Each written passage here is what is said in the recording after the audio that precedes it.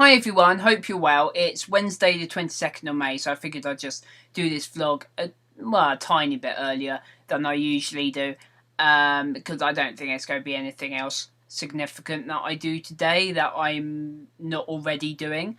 So I've been working on my dice game all day. Again, I've been working on kind of the business plan side of it, and looking a lot more specifically at doing a Kickstarter and kind of the exact maths and structure that I'd do for that with different what do you call them, stretch goals and stuff, because the game's so simple. There's not actually a lot of games. I've been researching by looking through a lot of other people's projects and successful ones especially, and a lot of them have stretch goals where they then add in more stuff into the game, and my game isn't really suited for that. But I thought of a couple of stretch goals where there could be nicer packaging than a kind of special box and stuff, rather than just it coming in a bag, which is a current plan. But I mean, if there really was a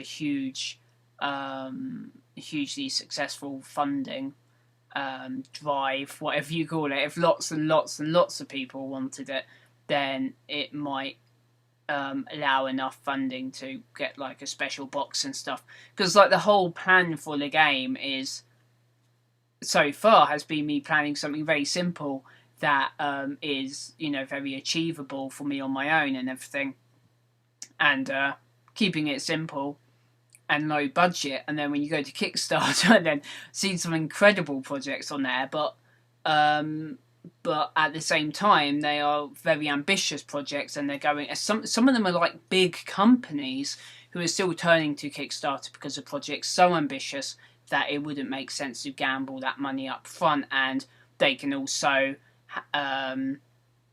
see exactly how many people want to play it, and therefore actually add all these extra things into the game when it's super popular, because of the economics of having, the more money you have, the more you can actually get made at a lower price because of the kind of bulk manufacture process. But yeah, it's really inspiring. There's one game, I think it came out, I think it's pretty much the second most funded tabletop game, so it's kind of a really big deal. It's not really that representative, but if you look up a game called Kingdom Death Monster, I think it's called Kingdom Death Monster, right? It sounds like a really random title, and it sounds like a really kind of stupid title, but it's incredible. Just the artwork alone is incredible. Possibly not suitable for work, and possibly not suitable for younger viewers. Just saying now. But go and look it up yourself. Kingdom Death Monster, and on Kickstarter. And it's been funded for the tune of $2.5 million, I think now. People are giving it, and it's like a tabletop RPG kind of game, really. But it's got incredible figurines, and the main hero characters don't wear a whole lot, which is one of the reasons it's not suitable for work or youngsters. But the monsters are absolutely horrific. There's this kind of nightmare realms. It's a really cool design, and then the actual game itself sounds really cool, because it's things like you can upgrade your items and stuff. This is all a tabletop game, right? But there's different armor sets, and then the figures, the miniatures, have the different armor on, and you can actually swap the bodies and heads and stuff. So you can actually put together your character to reflect what you're meant to be wearing, and it's just so good. Anyway, I spent ages looking at stuff about that, but that's that's the biggest, most ridiculous thing I've seen on Kickstarter. It looks really cool, and I kind of want to buy it. So I have to wait until it's kind of in general distribution now, because they've finished their fundraising, so they're kind of literally making the game now. but it's not for sale yet, and you can no longer donate and get on the list, kind of thing. So anyway, that was a huge tangent, but I highly recommend checking that out for multiple reasons. So what else? Yeah, I noticed this morning before I got started, I had an urge to play computer games first, and that's obviously something I'm trying not to do, because I know once I start playing a computer game, even if I intend to only just play something quickly for half an hour, I'll end up playing for hours, because that's just the way I am. So I managed to not play computer games. It's like I had the urge, but I kind of recognised the urge as like a signal not to play games. And I've actually made some notes about it here, so I'm just glancing at them. And I've put, realise the urge is a reminder actually not to play, because it's that kind of urge that leads me to play, that leads me to not get any work done.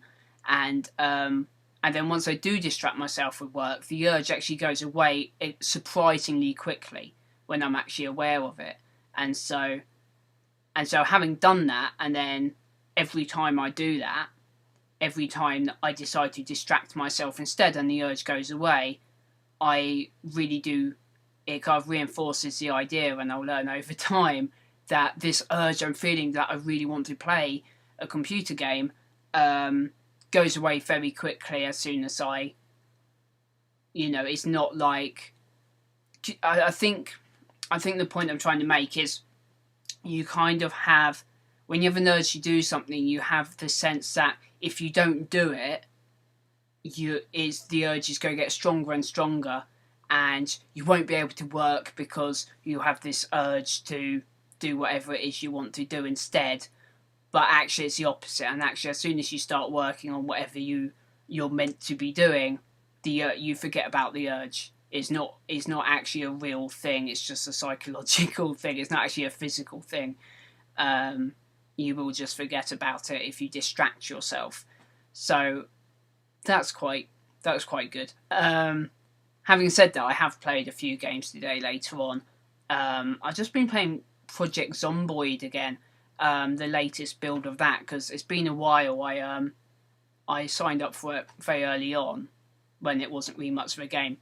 It doesn't seem to be a whole lot more, but there's I'm sure there is, because it's the kind of thing where you have to run around. There's definitely more items just straight away. I just ransacking the first few houses I could find. I realised there's just tons of more items. But I never survived very long, because I haven't really got into it enough to play it enough. And because it's just a work in progress still as well, it's like I don't really bother playing it too much, because I know they're still going to add lots more stuff into the game, kind of thing.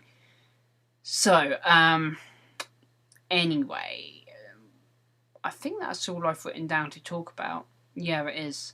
I guess I'll leave it there for now. I'm going to go back to some more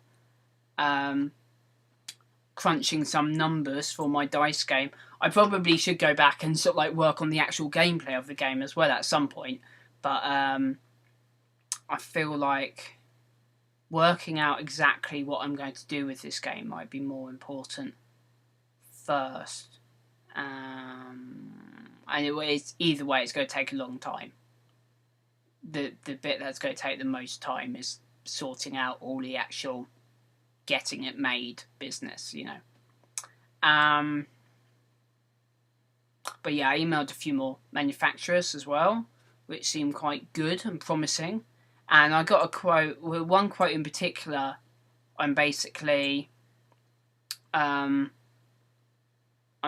actually working from at the moment, so I might just go with one of the first quotes I got actually, which is maybe not the cheapest, but seemed as a company seemed to be the easiest and friendliest to work with, and seemed to be the easiest to communicate with. Some of the Chinese factories aren't the easiest to communicate with. That's all I'm going to say. Because their English is good. It's definitely better than my Chinese, but I said that was all I was going to say, but just to, you know, I don't think there's anything wrong in saying that. You know, it's just their English isn't as good as native speakers, and and like it's very apparent. You know, it's not just me being super fussy; it's very apparent, and and so it probably would be fine. But I'm just really worried that if there was some kind of intricate, detailed, you know, problem or mistake or something, it would be a real hassle to get it fixed and get it explained properly. Whereas, you know, with an American or English company, I know that you know, I know that communication would be a fraction easier. So that's kind of it feels like it's an incentive, especially working on. I mean, it's like it's a small project, but by my standards, it's a big project, and it's like I'm not like a big company with loads of money or like funding. You know, and if I do even crowdfunding it, I still want to make sure that it's done correctly. You know, and so have how well I can work with a company is kind of a big factor for me. I do have a Chinese friend though. Maybe I could get him to be my translator or something just to make sure. But I think it'd be easier just to find a balance between a suitable price and a company I can work well with to make sure that is a quality product. Yeah, so I think that's all I've got to talk about today. So yeah, the name of that Kickstarter game again is Kingdom Death Monster. I think I might go and watch some more videos about it actually, because it just looks insanely cool. The setting is very dark. The setting's kind of like this kind of nightmarish, you know, like nobody really knows what's going on, but you're kind of just in this nightmarish world with all these monsters. But yeah, it's worth checking out just for the gameplay and the artwork and and this sort of like this crafting and stuff. It just looks kind of really fun.